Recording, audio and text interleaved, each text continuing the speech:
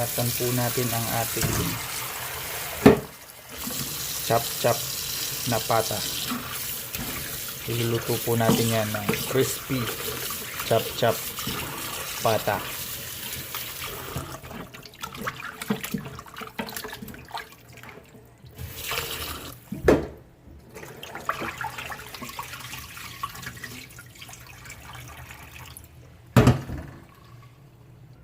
Ayan.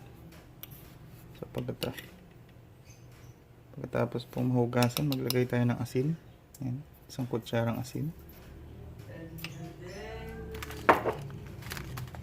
Pamintang buo.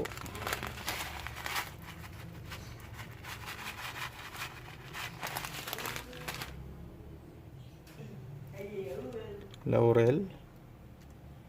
Dahon ng laurel. Siyempre ang magic.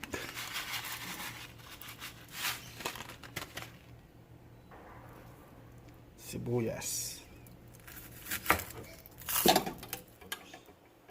Oops. A few moments later.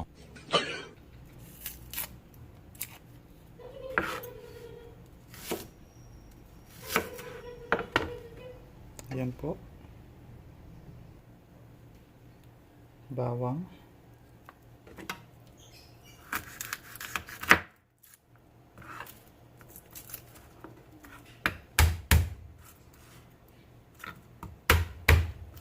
The next day.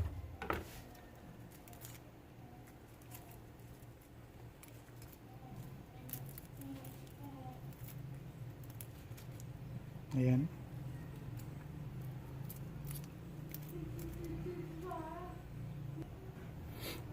Ayan, bawang. So, lagyan po natin tubig. Haluin po natin ng mabuti. Ayan.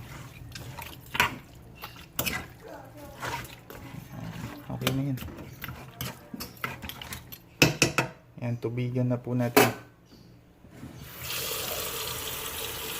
Importante po nakalubog ang karne.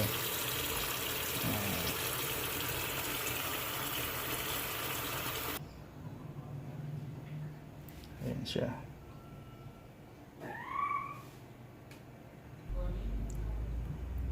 Ayan, pakuluan na po natin.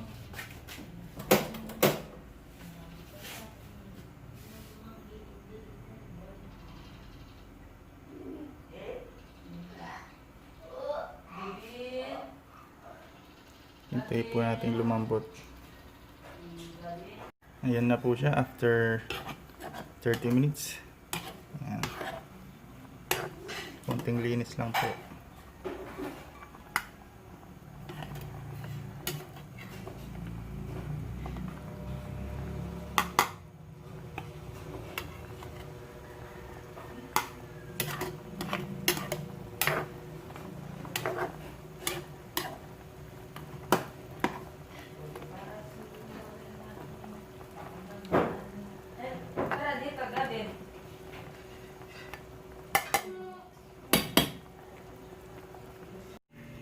Ayan po, i-check natin after 1 hour and 30 minutes.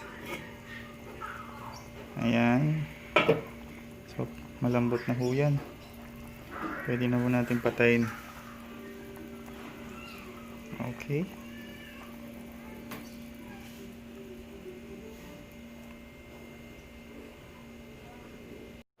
So, ayan po. Patuyuin po natin siya at palamigin. Ayan, bago iprito. Ayan, malambot na po yan. Mamaya po magiging crispy chop-chop na pata. Okay? Ayan po, i-ready na natin ang ating kalan. Malamig na ang pata natin. Lagyan na po natin ng mantika. Deep fry po natin yan para malutong. Yan. Buhos na lahat. Yan. Ayan na po, mainit na. So, start na po. ang kalbaryo. Yan na, bilisan po natin.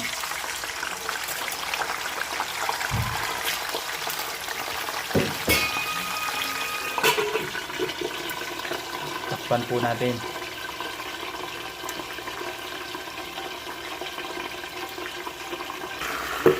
Ayan po, pinalitan ko po yung takip para makita natin yung piniprito natin. Ayan.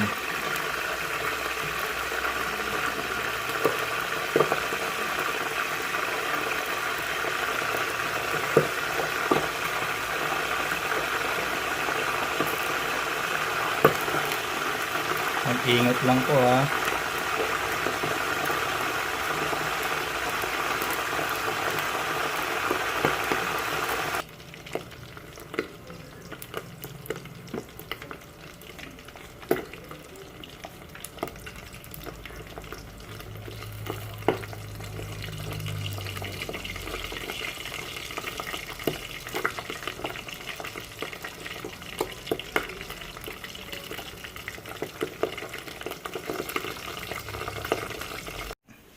So ayan po, unang prito.